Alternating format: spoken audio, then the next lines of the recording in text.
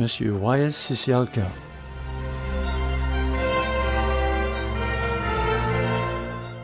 Les dernières instructions de Paul aux anciens de l'Église d'Éphèse. Dans le livre des Actes, Paul s'adresse aux anciens d'Éphèse à l'occasion de ce qui pourrait être qualifié de petite conférence ministérielle. On va parfois lire cette section du livre des Actes, mais sans en comprendre le contexte historique. J'ai donc l'intention de rafraîchir notre mémoire sur ce sujet, et pour ceux qui ne seraient pas familiers avec lui, je tâcherai de leur expliquer le contexte historique dans lequel se situe Actes chapitre 20. C'est dans la grande métropole romaine d'Éphèse que Paul exerça son plus long ministère continuel. En effet, Actes chapitre 20, verset 31, rapporte qu'il y fut actif pendant environ 3 ans, depuis l'an 53 à l'an 56 de notre ère. Que savons-nous à propos d'Éphèse? C'était une des grandes métropoles de l'Empire romain, un centre commercial majeur en Asie mineure, près de la mer Égée et sur une route commerciale de première importance.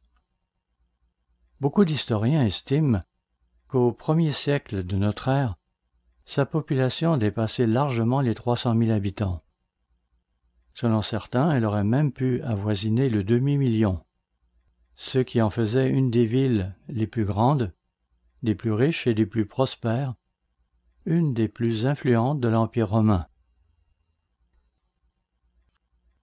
Paul y resta presque 3 ans, durant lesquels il fonda l'église d'Éphèse. Cette église qui, selon Apocalypse chapitre 2, est représentative de la première de ces 7 ères que connaîtrait l'Église de Dieu. Ainsi, selon sa coutume, Paul débuta son ministère dans la synagogue juive locale. Tournons-nous maintenant vers Actes chapitre 19 pour préparer le terrain. Actes chapitre 19, verset 8. Ensuite, Paul entra dans la synagogue, où il parla librement. Pendant 3 mois, il discourut sur les choses qui concernent le royaume de Dieu, s'efforçant de persuader ceux qui l'écoutaient. Hélas, après avoir seulement prêché 3 mois dans cette synagogue juive, Paul y rencontra tant d'opposition de la part de ses dirigeants qu'il dut se tourner ailleurs. Et c'est ainsi qu'il se mit à prêcher dans un lieu public. Cette époque fut très productive durant le ministère de Paul, et il en résulta un très grand nombre de conversions. C'est à cette même époque que Paul écrivit les 2 épîtres aux Corinthiens, dans lesquels il s'efforçait de régler certains problèmes qui avaient surgi dans l'église de Corinthe, une église située en Grèce, à l'autre extrémité de la mer Égée, en fait à 400 km à l'ouest d'Éphèse. Ceux d'entre vous qui ont été étudiants au collège Ambassador et qui ont suivi les cours intitulés « Les épîtres de Paul » ou encore ceux qui ont suivi les cours dispensés par notre Living University sur les épîtres de Paul, ceux-là savent que le ministère que Paul exerça durant l'époque où il séjournait à Éphèse s'inscrit en fait dans le cadre plus large de ce que les historiens et théologiens désignent sous le terme de 3e voyage missionnaire de Paul. On s'entend généralement pour dire que cette période s'étend de l'an 53 de notre ère jusqu'à l'hiver de 57. Autrement dit, un peu au-delà de son séjour à Éphèse. Que se passa-t-il après Éphèse? Et pourquoi cela a-t-il de l'importance pour nous? Et que pouvons-nous apprendre du 20e chapitre du livre des Actes? Beaucoup de choses, comme nous le verrons.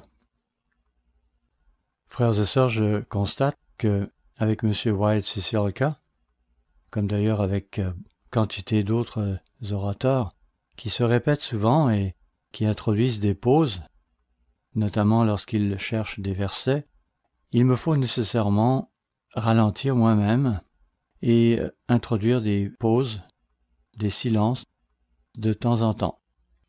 Alors ne soyez pas étonnés si à certains moments je cesse tout simplement de parler pendant plusieurs secondes. Mais continuons de bâtir notre cadre historique, lequel nous aidera à mieux comprendre les instructions que Paul donnait il y a 2000 ans, leur sens de même que leur importance. Paul, après avoir quitté Éphèse, se rendit en Macédoine, puis en Grèce, et c'est depuis la Grèce et depuis Corinthe en Achaïe qu'à l'automne de 57, il écrivit l'épître aux Romains.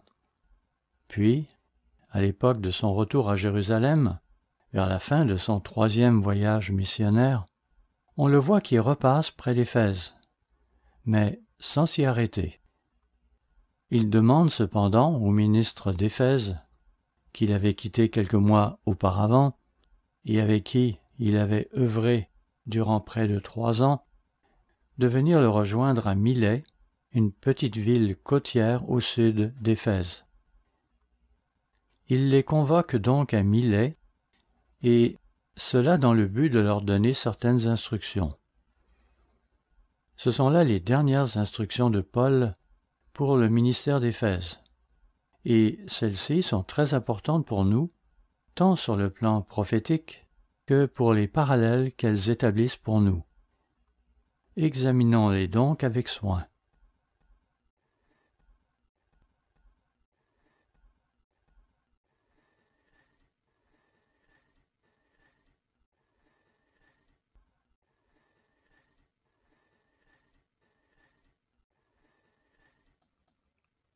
Nous allons à présent nous pencher sur Actes chapitre 20, verset 17, où nous verrons 7 points, 7 leçons que Paul met en valeur. Rappelons le titre de ce sermon, les dernières instructions de Paul à l'endroit des anciens d'Éphèse. Paul va leur parler de 7 points. Du moins, nous tâcherons d'en extraire 7 de ce long passage que nous allons lire.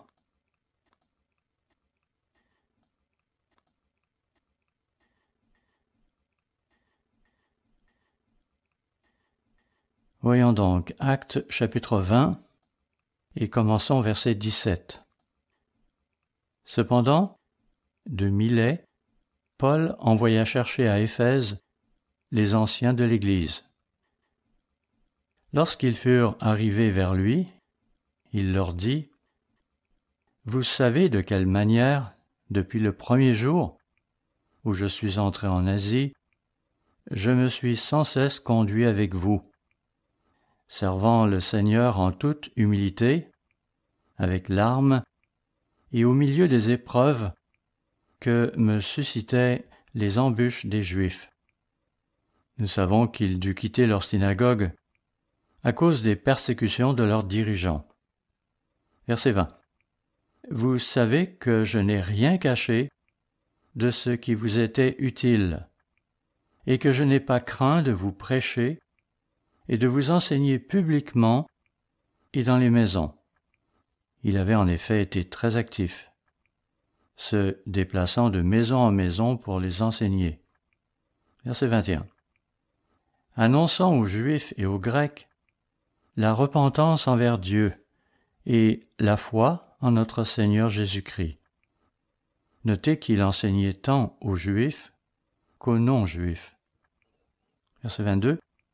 « Et maintenant, voici, lié par l'Esprit, je vais à Jérusalem, ne sachant pas ce qui m'y arrivera. » Le Saint-Esprit, ainsi que plusieurs prophètes, lui communiquaient des messages, certains pour le guider, mais d'autres dans le but de le décourager. Malgré tout, il se sentait obligé de se rendre à Jérusalem. « Et maintenant voici, lié par l'Esprit, je vais à Jérusalem, ne sachant pas ce qui m'y arrivera. Seulement, de ville en ville, l'Esprit Saint m'avertit que des liens et des tribulations m'attendent. » Verset 24. « Mais je ne fais pour moi-même aucun cas de ma vie, comme si elle m'était précieuse, pourvu que j'accomplisse ma course avec joie, et le ministère que j'ai reçu du Seigneur Jésus, d'annoncer la bonne nouvelle de la grâce de Dieu. À nouveau, Paul est bien décidé, et il est convaincu de ce qu'il a à faire. Verset 25. Et maintenant voici, je sais que vous ne verrez plus mon visage, vous tous au milieu desquels j'ai passé en prêchant le royaume de Dieu. Voilà donc la teneur de ce message de Paul à l'endroit des anciens d'Éphèse. Cela dit, et je pense que vous vous en doutez, il est certain que beaucoup d'autres choses se sont dites lors de cette rencontre. Mais vous avez là les points importants qui ont été abordés, ce que Dieu a jugé utile de nous communiquer. Ensuite, Paul ajoute, verset 26, « C'est pourquoi je vous déclare aujourd'hui que je suis pur du sang de vous tous, car je vous ai annoncé tout le conseil de Dieu, sans en rien cacher. Prenez donc garde à vous-même et à tout le troupeau sur lequel le Saint-Esprit vous a établi évêque, pour paître l'Église de Dieu, qu'il s'est acquise par son propre sang. » Verset 29. « Je sais qu'il s'introduira parmi vous, après mon départ, des loups cruels qui n'épargneront pas le troupeau, et qu'il s'élèvera du milieu de vous des hommes qui enseigneront des choses pernicieuses, pour entraîner les disciples après eux. Veillez donc, vous souvenant que durant 3 années, je n'ai cessé nuit et jour d'exhorter avec larmes chacun de vous. Et maintenant, je vous recommande à Dieu et à la parole de sa grâce, à celui qui peut édifier et donner l'héritage avec tous les sanctifiés. » Verset 33. « Je n'ai désiré ni l'argent, ni l'or, ni les vêtements de personne. » Je ne lirai pas le reste de ce passage, qui traite des points que Paul a abordés lors de sa rencontre avec les anciens d'Éphèse, car vous en connaissez maintenant les points saillants. Finalement, la rencontre s'achève avec ces remarques, verset 37, « Et tous fondirent en larmes, et, se jetant au cou de Paul, ils l'embrassaient, affligés surtout de ce qu'il avait dit, qu'ils ne verraient plus son visage, et ils l'accompagnèrent jusqu'au navire. » Cela dit, à l'intérieur de ce passage se trouvent 7 leçons que j'aimerais maintenant dégager pour vous. Nous le savons, à l'approche de la Pâque, on nous demande de procéder à un auto-examen, mais en fait, il serait indiqué de le faire tout au long de l'année. Ces points que Paul avait abordés avec les anciens d'Éphèse étaient de la plus grande importance à l'époque, et ils le sont tout autant de nos jours. Voici donc ces 7 points, et nous allons maintenant les aborder et les discuter l'un après l'autre. Le premier point. Le premier se trouve dans Actes chapitre 20, verset 25, où il est dit, Actes chapitre 20, verset 25, « Et maintenant, voici, je sais que vous ne verrez plus mon visage, vous tous au milieu desquels j'ai passé en prêchant le royaume de Dieu. » Paul prêchait donc le royaume de Dieu. C'est là un sujet qui nous tient à cœur dans l'Église de Dieu. Le royaume de Dieu figure au premier plan dans beaucoup de nos émissions télévisées, dans beaucoup de nos articles et dans bien des sermons. Il n'est donc pas surprenant que Paul ait abordé ce même point lors de ses discussions avec les anciens d'Éphèse. Nous devons donc attribuer beaucoup d'importance à ce point. Il est fondamental, primordial. Le deuxième point qui se dégage de la lecture de ce passage, où Paul exhorte les anciens d'Éphèse, et Dr. Meredith en a parlé fréquemment ces dernières années, c'est ce que mentionne le verset 27. « Acte 20, verset 27. Car je vous ai annoncé tout le conseil de Dieu, sans en rien cacher. Oui, l'Église de Dieu enseigne tout le conseil de Dieu. Autrement dit, nous ne faisons pas de discrimination. Nous ne citons pas des versets hors contexte. Nous annonçons tout le conseil de Dieu, depuis le livre de la Genèse jusqu'au livre de l'Apocalypse. Pas question, donc, de reléguer l'Ancien Testament au second plan. Troisième point. Le troisième point, et là encore, Dr. Meredith a beaucoup insisté là-dessus ces dernières années, c'est au verset 28 que nous le trouvons. Acte 20, verset 28. Prenez donc garde à vous-même et à tout le troupeau sur lequel le Saint-Esprit vous a établi évêque pour paître l'Église de Dieu, qu'il s'est acquise par son propre sang. Ainsi, l'Église, donc chacun de nous, a été racheté par le sang précieux de Christ. Et Paul le rappelle lui aussi aux anciens d'Éphèse. Le quatrième point abordé par Paul se trouve au verset 29, où il est dit « Je sais qu'il s'introduira parmi vous, après mon départ, des loups cruels qui n'épargneront pas le troupeau. On nous met donc en garde contre ceux qui répandraient parmi nous des hérésies et des fausses doctrines. » Le cinquième point que Paul aborde avec les anciens d'Éphèse est mentionné au verset 32. « Et maintenant je vous recommande à Dieu et à la parole de sa grâce, à celui qui peut édifier et donner l'héritage avec tous les sanctifiés. » Paul y exhorte les anciens d'Éphèse à ne pas négliger d'étudier la parole de Dieu. Le sixième point, quant à lui, se trouve au verset 35, où il est dit notamment qu'il y a plus de bonheur à donner qu'à recevoir. Paul dit cela peu après avoir mentionné au verset 33 « Je n'ai désiré ni l'argent, ni l'or, ni les vêtements de personne. » Finalement, nous en arrivons à notre septième point. Il ne correspond pas à quelque chose que Paul aurait dit, mais plutôt à des comportements qui furent manifestés par son entourage.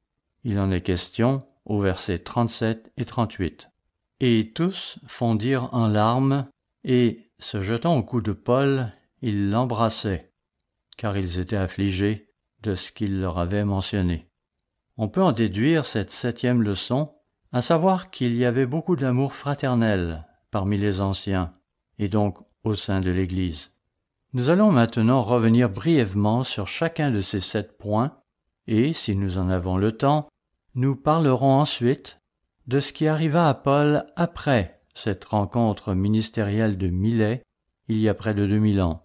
Revenons donc au premier point, le royaume de Dieu.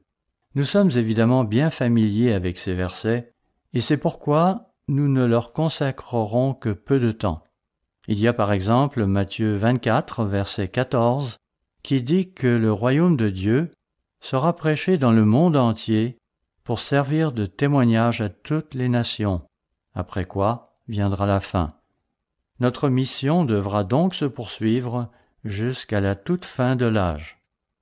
C'est là la mission que Dieu a confiée à son Église, prêcher l'Évangile au monde entier. Voyons aussi Jean chapitre 18. En premier lieu, il nous faut donc prêcher l'Évangile du royaume de Dieu. Cela dit, certains s'imaginent que le royaume de Dieu est dans nos cœurs. Cela constitue même un point de doctrine pour beaucoup d'églises, même pour certaines églises de première importance. Il est vrai qu'il y en a aussi qui ont un concept plutôt flou à ce sujet. Ces églises sont évidemment toutes dans l'erreur, car le royaume de Dieu correspond à un réel gouvernement, et nous savons que Christ reviendra sur terre pour l'établir. Voyons à présent ce que Jean, chapitre 18, nous dit à ce propos. Jean, chapitre 18, à commencer par le verset 35. Pilate répondit, « Moi, suis-je juif ? Jésus se trouvait donc devant le tribunal où siégeait Pilate. Et Pilate lui demande « Ta nation et les principaux sacrificateurs t'ont livré à moi. Qu'as-tu fait ?» Ce à quoi Jésus répond en disant « Mon royaume n'est pas de ce monde. Si mon royaume était de ce monde, mes serviteurs auraient combattu pour moi. Non, le royaume de Dieu n'était pas encore de ce monde alors. Sinon ses serviteurs auraient combattu, avait dit Jésus. » Voyons aussi Luc chapitre 9 et le verset 7. Luc chapitre 9, verset 7. Hérode le tétrarque entendit parler de tout ce qui se passait, et il ne savait que penser. Car les uns disaient que Jean était ressuscité des morts, d'autres qu'Élie était apparu, et d'autres qu'un des anciens prophètes était ressuscité. Mais Hérode disait « J'ai fait décapiter Jean. Qui donc est celui-ci dont j'entends dire de telles choses ?» Et il cherchait à le voir. Verset 10. Les apôtres, étant de retour, racontèrent à Jésus tout ce qu'ils avaient fait. Il les prit avec lui et se retira à l'écart du côté d'une ville appelée Bethsaïda. Les foules, l'ayant su, le suivirent. Jésus les accueillit et il leur parlait du royaume de Dieu. Il guérit aussi ceux qui avaient besoin d'être guéris. Donc, Jésus enseignait à propos du royaume de Dieu dès le début de son ministère terrestre. Et c'est aussi ce que Paul fit quelques années plus tard, ce que nous faisons et que l'Église fera jusqu'à la toute fin de l'âge. Voyons à présent, ou revoyons à présent, le deuxième point, où il est question de tout le conseil de Dieu. Paul encourageait les anciens d'Éphèse à étudier et à se conformer à tout le conseil de Dieu, tel qu'il est dit dans Actes chapitre 20, verset 27. Comme nous le savons, de nos jours les gens sont de moins en moins nombreux à croire en l'existence d'un Dieu créateur. Quant à ceux qui prétendent être chrétiens, ils ne prennent pas la parole de Dieu au sérieux, du moins pas autant qu'ils le devraient. Par l'intermédiaire de ses prophètes, en particulier le prophète Osée, Dieu nous avertit de ne pas devenir durs d'oreille lorsqu'il cherchera à nous remettre dans le droit chemin. Hélas, Israël ne veut pas écouter. Voyons dans Osée chapitre 4, verset 6, la conséquence d'une telle attitude qui consiste à se détourner de la parole de Dieu.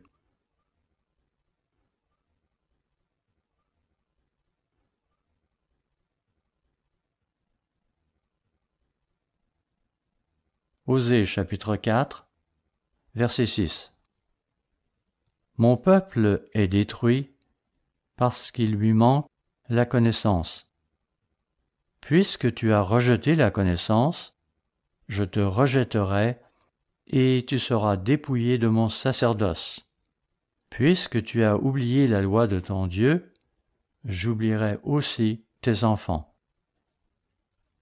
Ce n'est pas là une prophétie qui ne s'appliquait qu'aux temps anciens. Elle s'applique tout autant à l'Israël moderne. Si vous faites des recherches sur notre site web, vous constaterez que nous faisons fréquemment appel à ce même verset pour renforcer notre opinion que l'Israël physique, parce qu'il rejette la parole de Dieu, parce qu'il rejette Dieu en fait, va être détruit en raison de son manque de connaissance. Pourtant, ce n'est pas là ce que Dieu désire, et il s'efforcera d'en récupérer quelques-uns qu'il fera sortir de la grande tribulation. Ce qu'il souhaite, c'est que nous fassions preuve de zèle et d'enthousiasme pour l'étude et la compréhension de sa parole, autrement dit pour tout le conseil de Dieu, depuis le livre de la Genèse jusqu'à celui de l'Apocalypse. En 2014, Dr Meredith avait écrit un excellent article intitulé « Pourquoi la plupart des églises ne prêchent-elles pas la vérité ?» Un sujet qui mérite d'être considéré, car tant d'églises de ce monde veulent passer pour chrétiennes. Pourtant, il est un fait qu'elles ne tiennent pas compte de la vérité. Elles ne la prêchent pas et ne semblent pas craindre d'aller à l'encontre de ce que l'Écriture enseigne. Et quelles sont les conséquences d'une telle attitude? Frères et sœurs, c'est là une question que nous ferions bien de nous poser, nous aussi. Nous arrive-t-il parfois de nous relâcher? Lisons-nous assidûment les revues publiées par l'Église? Sommes-nous attentifs à ce qui se dit durant les services? Prenons-nous des notes? Et consultons-nous ces notes par la suite? Si tel est le cas, vous avez sûrement dû noter qu'il y a souvent été question de l'Évangile du royaume de Dieu. Ne devenons pas blasés lorsque nous entendons parler de ce thème. N'oublions pas que des milliards d'individus ignorent de quoi il s'agit. Par ailleurs, et c'est triste d'y penser, mais il y en a des milliers qui le savaient, mais qui ont néanmoins cessé de persévérer. Dans cet article, pourquoi la plupart des églises ne prêchent-elles pas la vérité? Dr Meredith poursuit en disant « Des millions d'Américains, de Canadiens et de Britanniques continuent d'aller à l'église. Ils vont y réciter des prières toutes faites, chanter des cantiques et taper des mains, tout en espérant y trouver quelque chose de profitable. Hélas, ce n'est pas cela qui leur procurera une bonne compréhension de la parole inspirée de Dieu. On ne leur enseignera pas pourquoi ils sont nés, quel est le but ultime de la vie et ce qu'il faut faire pour l'atteindre. On ne leur parlera pas de ces douzaines de prophéties particulières qui commencent à se réaliser et qui vont grandement affecter leur vie personnelle au cours des 10 ou 20 prochaines années. En un mot, on ne leur enseignera pas tout le conseil de Dieu. Beaucoup de gens ont abandonné la vérité. Ils sont retournés vers le protestantisme ou d'autres formes de christianisme et sont contents de l'état où ils se trouvent, même s'ils ne se font plus enseigner tout le conseil de Dieu. Veillons à ce que nous ne tombions pas dans un état d'apathie spirituelle. Sommes-nous toujours zélés pour la parole de Dieu? Lorsque nous entendons des messages comme celui de la sermonnette que nous venons d'entendre, sermonnette qui avait pour titre « Qui est notre Seigneur ?» et comment cela affectera-t-il les décisions que nous prendrons durant la journée? Serons-nous portés à méditer sur cela? Aurons-nous pris des notes? Allons-nous les consulter par la suite? Peut-être en revenant à la maison, après les services, ou le lendemain, ou à un moment donné durant la semaine. Aussi, lirons-nous les articles publiés par l'Église, notamment ceux qui ont trait au royaume de Dieu? De tels articles ne sont-ils pas notre source d'espoir, notre raison d'être, la raison d'être de l'Église? Revenons maintenant au troisième point, le sacrifice de Christ. Bien sûr, il ne doit pas en être question uniquement durant l'époque de la Pâque. C'est durant toute l'année qu'il nous faut valoriser le sacrifice de Christ, pour nous personnellement, mais aussi pour l'ensemble de l'humanité. Qui ne connaît pas Jean chapitre 3 verset 16 « Car Dieu a tant aimé le monde ». Apprécions-nous son sacrifice à sa juste valeur? Voyons à présent Éphésiens le chapitre 2. Nous savons que c'est par le sang de Christ que nous avons été réconciliés avec Dieu. Ne l'oublions jamais. Éphésiens chapitre 2 versets 11 à 13. C'est pourquoi, vous autrefois païens dans la chair, effectivement, avant ma conversion, je ne faisais pas partie du peuple de Dieu, vous non plus d'ailleurs. Répétons. C'est pourquoi, vous, autrefois païens dans la chair, appelés incirconcis par ceux qu'on appelle circoncis, et qui le sont à la chair par la main de l'homme, souvenez-vous que vous étiez en ce temps-là sans Christ, privés du droit de cité en Israël, étrangers aux alliances de la promesse, sans espérance et sans Dieu dans le monde. Verset 13. Mais maintenant, en Jésus-Christ, vous qui étiez jadis éloignés, vous avez été rapprochés par le sang de Christ. Le péché nous coupe de la présence de Dieu. Même ceux qui sont juifs de naissance lorsqu'ils commettent des péchés, ils ne peuvent être réconciliés avec Dieu que par le sang de Christ. En sommes-nous pleinement conscients? Voyons aussi Romains, chapitre 5, verset 8. Romains, chapitre 5, verset 8. Mais Dieu prouve son amour envers nous en ce que, lorsque nous étions encore des pécheurs, Christ est mort pour nous. C'est très clair. Christ est mort pour nous, alors que nous étions encore des pécheurs. Verset 9.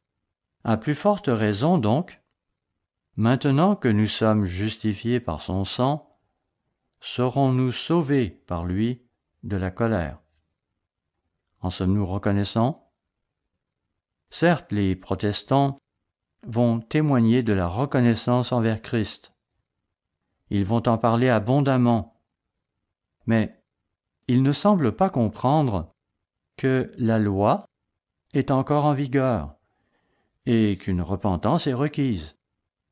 Oui, il nous faut changer notre façon de vivre. Matthieu 4, verset 4, ne dit-il pas qu'il nous faut vivre de toute parole qui sort de la bouche de Dieu? On ne peut donc dire, à présent que Christ est mort pour nos péchés, il nous est donc permis de poursuivre comme avant, de continuer dans le péché. Pas du tout. Il nous faut à présent vivre selon toute parole qui sort de la bouche de Dieu, en particulier être conscient de ce qui est dit dans 1 Jean, chapitre 5, verset 3. Voyons-le. 1 Jean, chapitre 5, verset 3. Car l'amour de Dieu consiste à garder ses commandements.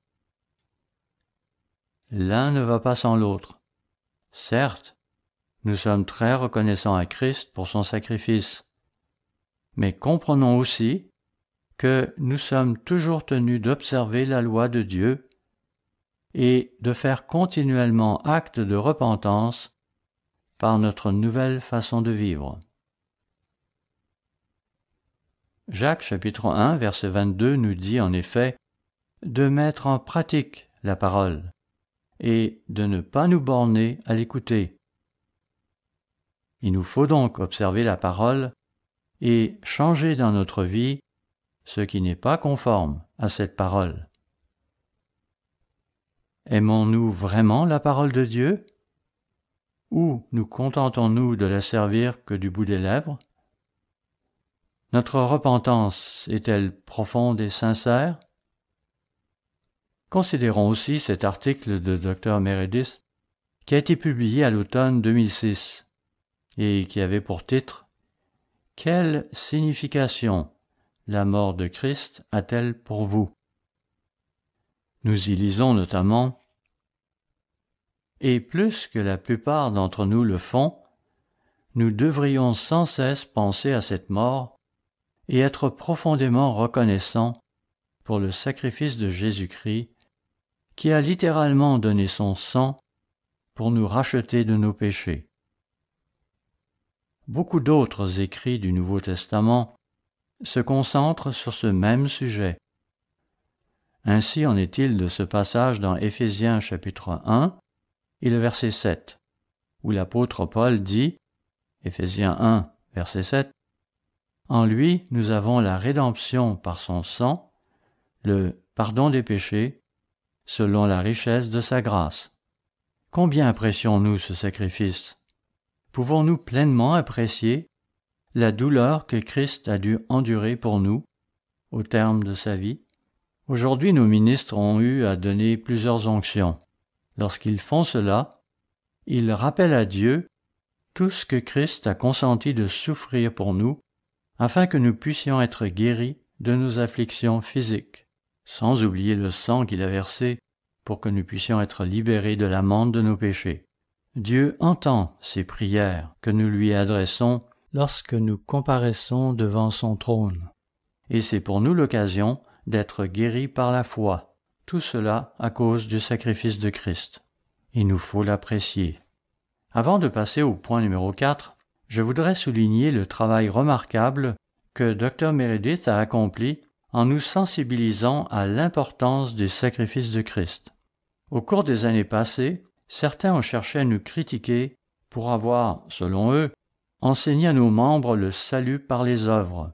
Pourtant, même si j'ai grandi dans l'Église, je n'ai pas eu cette impression. Cela est une attaque injustifiée, selon moi, et même un mensonge. L'Église a toujours mis de l'avant à la fois les concepts de loi et de grâce, et non l'un au détriment de l'autre.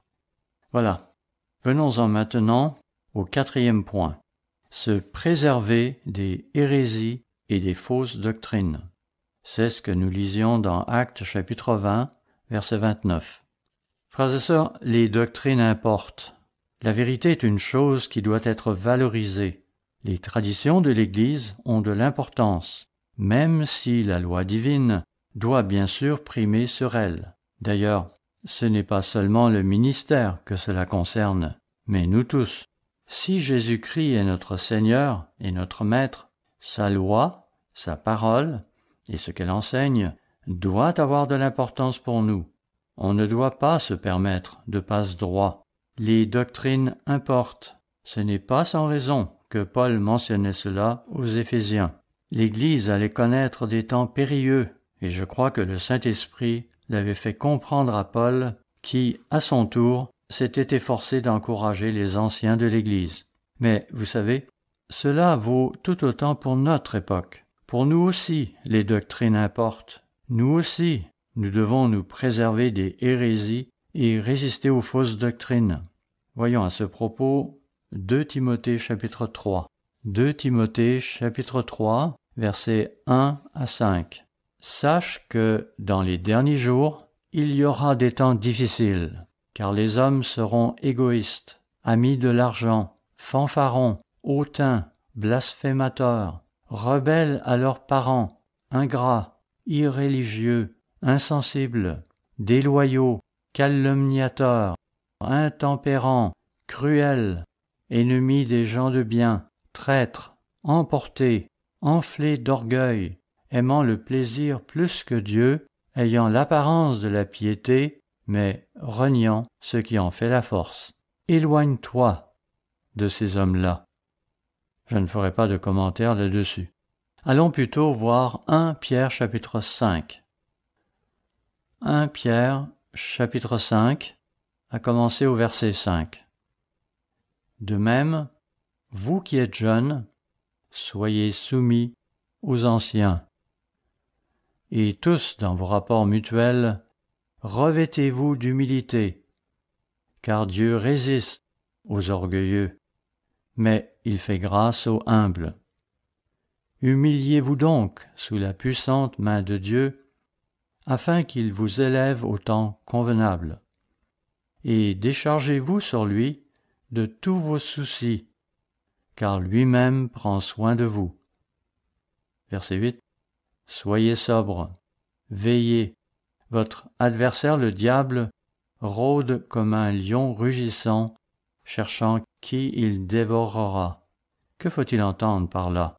Le diable va-t-il nous dévorer à la manière d'un lion? N'est-ce pas plutôt par le biais de fausses doctrines et d'hérésies, et en nous faisant succomber au péché, à l'orgueil et aux œuvres de la chair? Verset 9. Résistez-lui avec une foi ferme, sachant que les mêmes souffrances sont imposées à vos frères dans le monde. Les doctrines importent, frères et sœurs. Cela dit, je ne veux pas dire que tous, individuellement, nous comprenons toute doctrine et toute prophétie dans ses moindres détails. Ce que je veux dire, cependant, c'est qu'il nous faut prendre l'engagement de prier et d'étudier notre Bible, ainsi que la littérature offerte par l'Église, chaque jour. Lorsque nous aurons des vues divergentes sur tel ou tel point que l'Église enseigne, soyons prudents et n'hésitons pas à en parler à notre ministre en toute humilité. Hébreux chapitre 13 et le verset 17 nous dit d'obéir à nos conducteurs et d'avoir pour eux de la déférence, car ils veillent sur nos âmes dont ils devront rendre compte. Oui, tous les ministres devront rendre compte de leur façon d'encadrer leurs brebis, des enseignements qu'ils leur prodigueront et des conseils qu'ils leur donneront. Comportons-nous de telle sorte qu'ils puissent le faire avec joie. Comportons-nous de telle sorte qu'ils puissent le faire avec joie.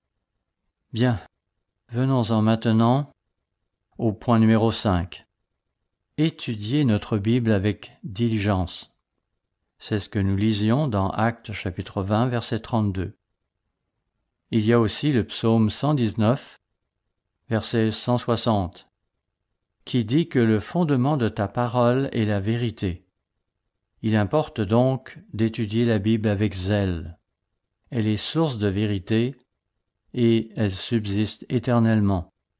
C'est le livre d'instruction que Dieu a donné à l'humanité et il nous est donc recommandé de l'étudier avec diligence et en cherchant à approfondir notre connaissance à son sujet.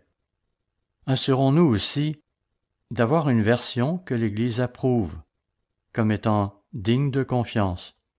Nous savons bien sûr que nous pouvons nous en remettre à la providence divine en ce qui a trait aux versions originales. Dieu a veillé à préserver celle-ci au cours des âges. Nous savons également que l'on peut avoir toute confiance en ce que Dieu nous dit dans sa parole, car il ne saurait mentir. Sa parole est source de vérité. Voyons à ce propos les quelques versets suivants. Tout d'abord, Nombre 23, verset 19. Nombre 23, verset 19. Dieu n'est point un homme pour mentir, ni fils d'un homme pour se repentir. Ce qu'il a dit, ne le fera-t-il pas? Ce qu'il a déclaré, ne l'exécutera-t-il pas? Il y a aussi 1 Samuel 15, verset 29. 1 Samuel 15, verset 29, qui dit que « Celui qui est la force d'Israël ne ment point ». Nous avons également Jean chapitre 10, verset 35, qui affirme que l'Écriture ne peut être anéantie. Et ensuite, évidemment, nous avons Jean 17, verset 17, qui confirme que la parole de Dieu est la vérité. Pour sa part, Tite mentionne, dans Tite 1, verset 2, que Dieu ne ment point. Et enfin, Hébreux 6, verset 18, renchérit en disant qu'il est impossible que Dieu mente. Il y a beaucoup de passages qui montrent que Dieu est source de vérité et qu'il ne ment point. Et puis, il ne change pas. Ce que la parole de Dieu énonce pour notre instruction a été scrupuleusement préservé à travers les âges. Les érudits nous apprennent que les écrits de l'Ancien Testament ont été compilés sur une période d'environ 1000 ans et préservés avec une minutie incroyable. Je vous recommande tout particulièrement de lire la brochure de Dr. Douglas Winnell intitulée « La Bible, réalité ou fiction ?» Cela vous convaincra qu'on peut se fier à la parole de Dieu, de même que l'on peut se fier à Dieu qui l'a inspiré et préservé. Pour ce qui est des écrits du Nouveau Testament, savez-vous que les apôtres commencèrent à les canoniser à la fin de l'ère apostolique, Jean étant le dernier à veiller sur cette tâche? Quant à l'Ancien Testament, il avait évidemment été canonisé bien avant cette époque, et sa version définitive était donc en usage à l'époque des apôtres. Les plus anciens documents du canon de l'Ancien Testament dont nous disposons datent de l'an 170 de notre ère, et nous les devons à Méliton de Sardes. On ne sait pas grand-chose à propos de Méliton, sinon qu'il était un ami de Polycrate. Ce dernier, Polycrate, vivait à Éphèse et était lui-même un disciple de Polycarpe. Quant à Polycarpe, on sait qu'il était un disciple de l'apôtre Jean. un produit du labeur de Jean et aussi de Paul. Et qu'en est-il des vestiges archéologiques? Nous avons écrit à propos de tels vestiges antérieurement. Ces vestiges confirment la véracité des Écritures. Laissez-moi maintenant vous parler de 4 artefacts archéologiques qui ont été découverts. Parmi eux figure le prisme de Sennachérib, découvert à Ninive en 1830. Il est à présent exposé au British Museum de Londres. Il décrit notamment la conquête des 46 villes de la Judée qui furent conquises par Sennachérib à l'époque du roi Ézéchias. Avant la découverte de ce prisme, il y avait des érudits qui mettaient en doute la véracité du récit biblique à propos de ces conquêtes. Il y a aussi la fameuse stèle d'Israël. Cette stèle de granit gris fut découverte en Égypte, près de Thèbes, en l'an 1896 de notre ère. Les hiéroglyphes qu'elle contient constituent la plus ancienne référence à Israël en dehors de la Bible. Elle mentionne les batailles et conquêtes de Pharaon en Israël et en Syrie au XIIIe siècle avant notre ère. La troisième découverte archéologique est celle de la stèle de basalte de Tel Dan. On en a trouvé des fragments récemment, en fait entre 1993 et 1994. Il y est fait allusion au roi David et à la maison de David. Dire qu'il fut un temps où l'on considérait le roi David comme un personnage mythique, un mythe. Enfin, il y a cette découverte particulièrement intéressante du sceau royal d'Ézéchias, un sceau d'argile qui fut découvert en 2015 en dehors des murs de Jérusalem, dans le secteur de la vieille ville. Ce sceau est de petite dimension et il est vieux de 2700 ans. Il porte l'inscription « Appartient à Ézéchias, fils d'Achaz, roi de Juda ». Frères et sœurs, la Bible est la parole inspirée de Dieu et elle a été préservée intacte jusqu'à nos jours. Paul avait encouragé les anciens d'Éphèse à étudier leur Bible, et on nous encourage aussi en ce sens, car ces écrits nous révèlent l'Esprit de Dieu et ils nous ont été transmis intacts pour notre instruction et notre édification. Tournons-nous à présent vers 2 Timothée, où nous lisons 2 Timothée, chapitre 3, versets 16 et 17. Toute écriture est inspirée de Dieu et utile pour enseigner, pour convaincre, pour corriger, pour instruire dans la justice, afin que l'homme de Dieu soit accompli et propre à toute bonne œuvre. En grec, le terme utilisé ici signifie littéralement que son contenu a été soufflé par Dieu à ceux qui l'ont rédigé. À nouveau, répétons-le, il faut prendre les écrits de la Bible au sérieux et nous considérer privilégiés de les avoir à notre disposition. Soyons conscients du fait qu'il nous révèle l'Esprit de Dieu et ce qu'il attend de nous en termes de conduite. Voyons à présent Éphésiens chapitre 2, verset 19. Éphésiens chapitre 2, verset 19. Ainsi donc, vous n'êtes plus des étrangers, ni des gens du dehors, mais vous êtes concitoyens des saints gens de la maison de Dieu. Il est question de nous ici. En effet, le terme grec ecclésia fait référence aux appelés, à ceux qui sont édifiés sur un fondement, celui des apôtres, des prophètes et de Jésus-Christ, qui en est la pierre angulaire. Accrochons-nous donc aux Écritures, à ce bastion de la vérité et à la source de nos doctrines, et soyons reconnaissants à Dieu de nous les avoir préservées intactes au cours des âges, afin que nous puissions avoir confiance en elles. Et nous voici arrivés au 6e point. Il y a plus de bonheur à donner qu'à recevoir. C'est ce que nous lisions dans Actes chapitre 20, verset 35, un verset bien connu. Souvenez-vous du nombre de fois que M. Herbert Armstrong parlait de ce concept qui consiste à donner.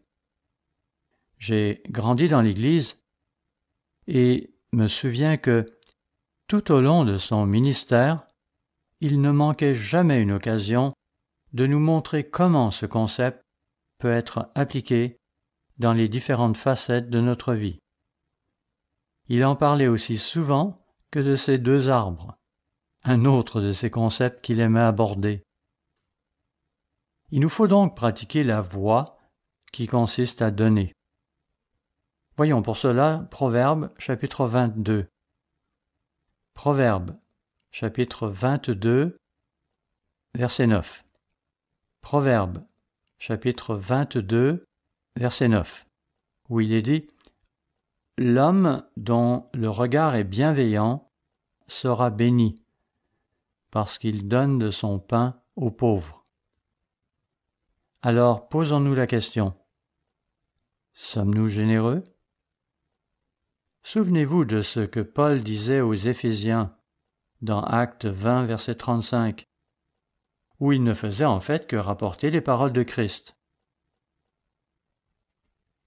Voyons aussi Proverbes chapitre 28, verset 27.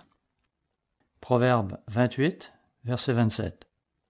Celui qui donne aux pauvres n'éprouve pas la disette, mais celui qui ferme les yeux est chargé de malédiction. Je crois que si les États-Unis et la Grande-Bretagne ont été si abondamment bénis, c'est principalement en raison des promesses que Dieu avait faites à Abraham et à ses descendants, ces promesses associées au droit d'aînesse. Cela dit, dans une certaine mesure, ces bénédictions résultent aussi, en partie, de la générosité que ces nations ont manifestée au cours des âges. Peut-être que, récemment, elles se sont quelque peu relâchées dans ce domaine. Je ne le sais pas, car je n'ai pas les dernières statistiques à ce sujet. Toujours est-il que Dieu bénit celui qui donne, et il ne sera pas dans le besoin. Cela est en quelque sorte une loi de Dieu, et il nous est bon de l'observer si nous voulons plaire à Dieu et nous attirer ses bénédictions. Voyons à présent Luc chapitre 3 verset 11. Dans Luc chapitre 3 verset 11, il est dit que celui qui a 2 tuniques partage avec celui qui n'en a point, et que celui qui a de quoi manger agisse de même.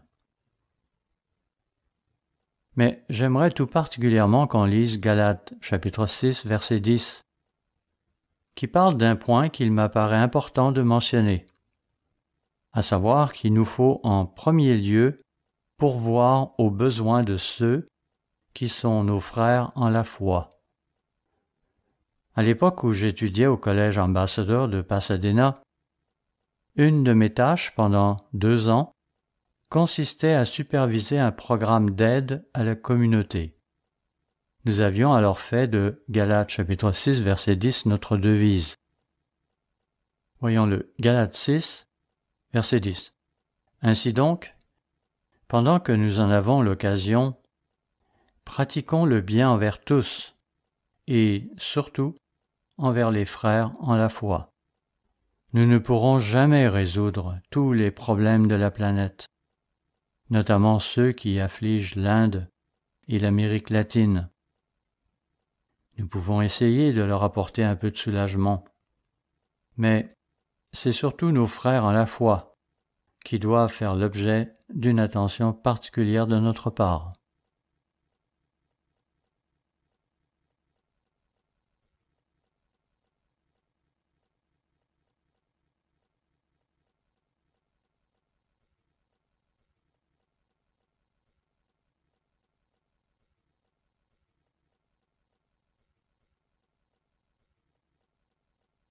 Et nous voici arrivés au dernier point. L'amour fraternel.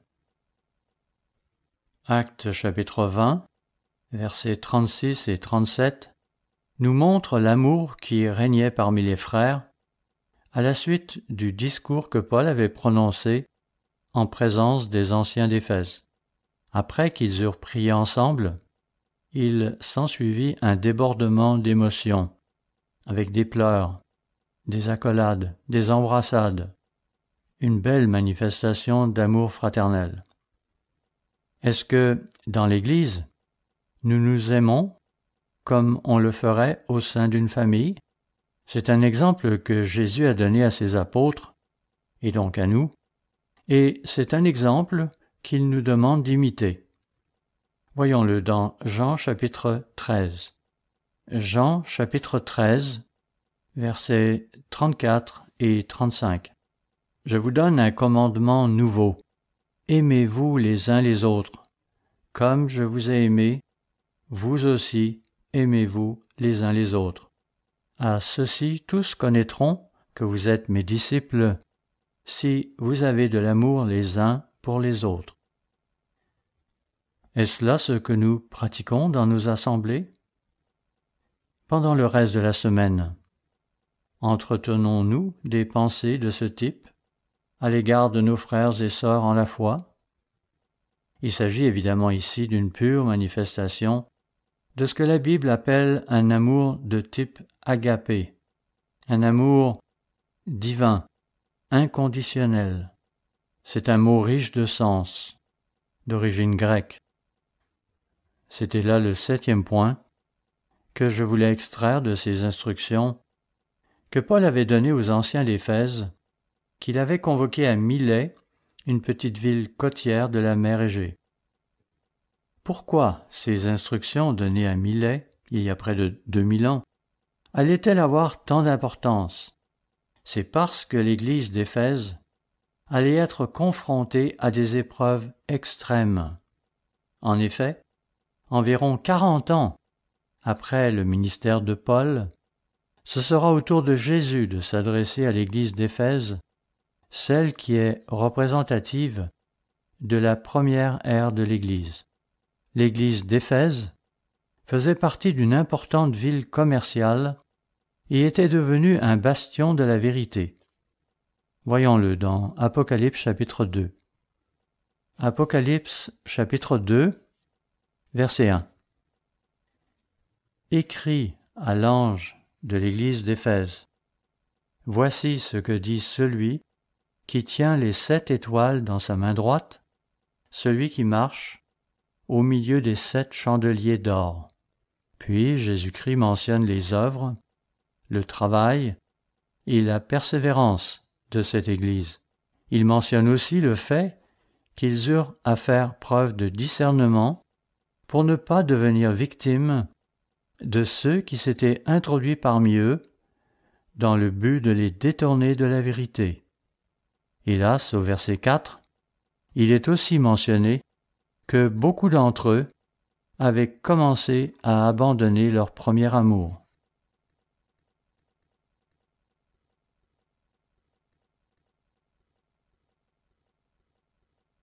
Cela me rappelle ce qui s'était passé au début des années 90, lorsque tant de nos frères de l'Église universelle se sont mis à faire de même.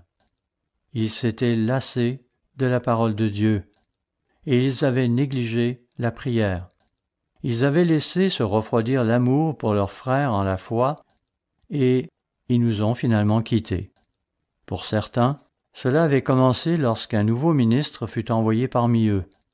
Peut-être que ce dernier les avait séduits en leur faisant croire qu'il n'est plus nécessaire d'observer le sabbat à notre époque, qu'il nous est maintenant permis de manger des fruits de mer, etc. Certains ont alors acquiescé sans réfléchir. Après tout, un tel revirement ne causait pas trop de dérangement. Cela ne menait ni au cachot, ni à la guillotine. En comparaison, les Éphésiens d'antan avaient écopé de bien pire que nous au début des années 90. Cependant, ce ne sera plus pareil à la fin de cet âge, qui sera le théâtre d'intenses persécutions.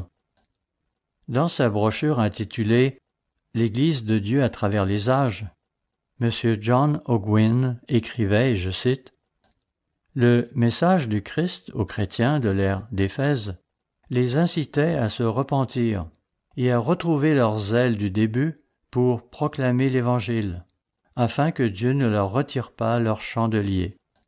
L'apostasie de l'écrasante majorité de l'Église de Jérusalem, en 135 après Jésus-Christ, à l'époque où la seconde révolte juive fut jugulée par Rome, marque approximativement la fin de l'ère d'Éphèse. » Fin de la citation.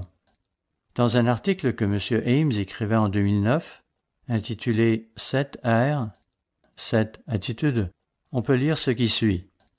L'Église a toujours enseigné que les messages aux 7 églises sont des avertissements qui s'appliquent à tous les âges et qu'ils reflètent aussi des attitudes prédominantes propres à chacune des 7 ères. Ensuite, M. Ames cite M. Herbert Armstrong disant « M. Armstrong expliquait que les 7 messages s'appliquent à 7 ères successives, mais, dans un sens, ils s'appliquent aussi à l'ensemble de l'Église à travers les âges, c'est-à-dire à toutes les ères. En d'autres mots, les caractéristiques propres à Éphèse prédominaient durant la première ère, et celles propres à Laodicée prédomineront à la fin de l'âge. Mais il n'en reste pas moins que certaines de ces caractéristiques se retrouveront à toutes les ères. Donc, les messages sont vraiment adressés à l'ensemble de l'Église, mais certaines de ces caractéristiques seront plus marquées à certaines époques qu'à d'autres.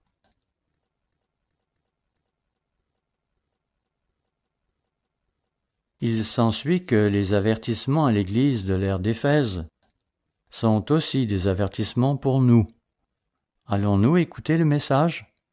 Vous savez, il est bien possible que nous soyons nous-mêmes dans la tourmente d'ici 5 à 10 ans. Qui sait? Puisqu'il semble que nous en ayons le temps, voyons ce qui arriva à Paul après sa rencontre avec les anciens d'Éphèse. Nous savons que son intention, après cela, était de se rendre à Jérusalem. En chemin, il rencontra un prophète du nom d'Agabus. Voyons pour cela Actes, le chapitre 21. Actes, chapitre 21, versets 7 à 11. Actes 21, verset 7. Achevant notre navigation, nous allâmes de Tyr à Ptolémaïs, où nous saluâmes les frères et passâmes un jour avec eux. Nous partîmes le lendemain et nous arrivâmes à Césarée. Étant entrés dans la maison de Philippe l'évangéliste, qui était l'un des 7, nous logeâmes chez lui. Il avait 4 filles vierges qui prophétisaient. Verset 10.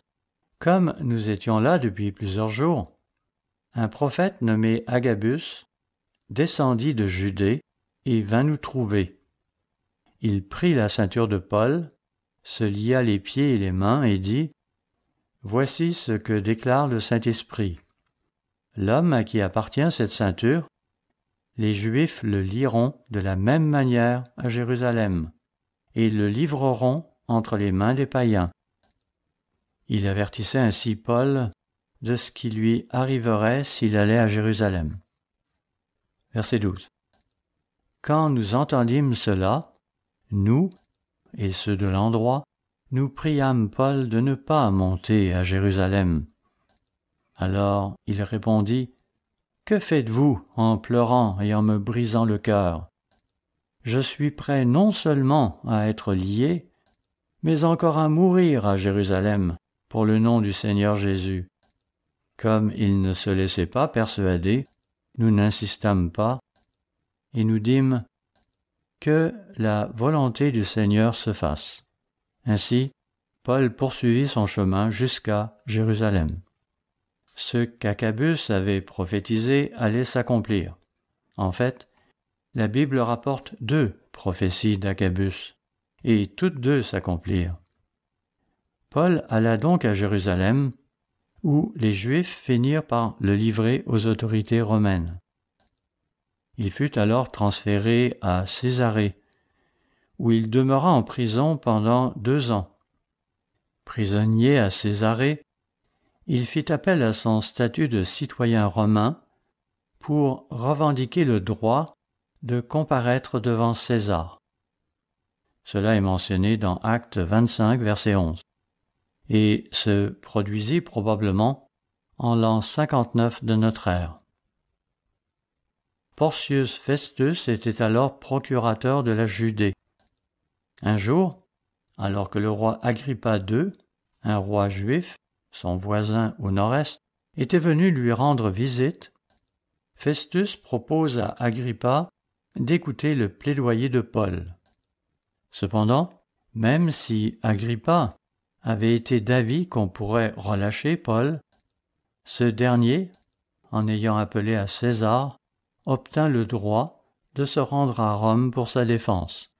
Ce serait sa première comparution devant César, car il y en aura une autre.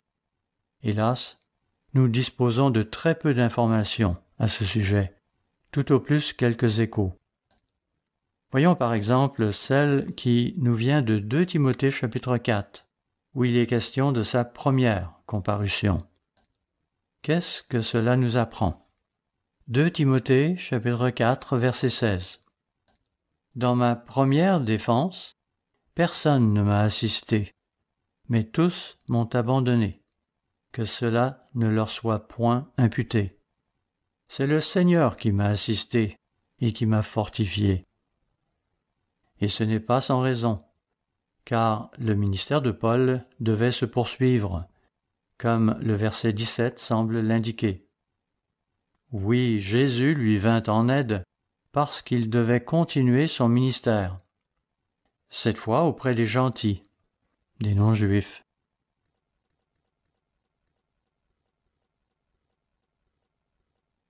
Les Écritures, de même que l'histoire, ne donnent pas de précision à propos de ce qui arriva à Paul par la suite. Nous savons cependant qu'il fut relâché autour de l'an 61 ou 62 de notre ère. Cela coïncide approximativement avec l'époque où Jacques, le frère du Seigneur, fut exécuté à Jérusalem. Mais le ministère de Paul allait encore se poursuivre durant quelques années, pendant lesquelles il se rendit en Europe, en particulier en Espagne. Clément avait en effet écrit que Paul tenait à se rendre en Espagne. D'autres veulent savoir qu'il se rendit également dans les îles britanniques. Et c'est possible, car il était aisé à l'époque d'aller de Rome en Angleterre. Nous savons que Paul écrivit 1 et 2 Timothée, de même que Tite, durant son premier emprisonnement. Mais, après cela, il reprit son ministère jusqu'à l'époque de son 2e emprisonnement. On sait qu'il finit en martyr après avoir comparu devant Néron une 2e fois. Néron étant mort en l'an 68 de notre ère, comme la tradition veut que Paul ait été exécuté avant la mort de ce dernier, Paul serait donc mort en 67 ou 68, apparemment décapité aux abords de Rome. Cela mettait donc fin à sa vie, mais quant à son ministère, il continue par les écrits qu'il nous a laissés. À travers les écrits de Paul, on voit clairement qu'il considérait sa vie comme moins importante que son service pour Dieu et Jésus-Christ. N'a-t-il pas dit un jour qu'il préférerait mourir et voir Christ lors de la résurrection plutôt que de s'accrocher à cette vie présente? Philippiens 1 est un de ces passages où il aborde ce sujet. Voyons-le. Philippiens chapitre 1, versets 21 à 26. Philippiens chapitre 1, verset 21. Car Christ est ma vie, et mourir m'est un gain. Mais s'il est utile pour mon œuvre, que je vive dans la chair, je ne saurais dire ce que je dois préférer. Je suis pressé des deux côtés. J'ai le désir de m'en aller et d'être avec Christ, ce qui de beaucoup est le meilleur. Mais, à cause de vous, il est plus nécessaire que je demeure dans la chair. Et je suis persuadé, je sais que je demeurerai et que je resterai avec vous tous pour votre avancement et pour votre joie dans la foi, afin que, par mon retour auprès de vous, vous ayez en moi un abondant sujet de vous glorifier en Jésus-Christ. Frères et sœurs, examinons-nous à la lueur de ces doctrines fondamentales que nous avons vues aujourd'hui. Ces 7 points n'étaient pas des points obscurs, des points dont nous n'aurions que rarement entendu parler. Ces points devraient être le moteur de notre vie, ce qui nous anime jour après jour. Soyons parfaitement soumis à Christ en toutes choses. Soyons des imitateurs de Paul. Laissons Christ agir en nous et développer en nous sa nature divine. Produisons en abondance les fruits du Saint-Esprit. Que notre vie fasse honneur à Christ, et il sera fier de nous lorsque nous le verrons à la résurrection en même temps que l'apôtre Paul.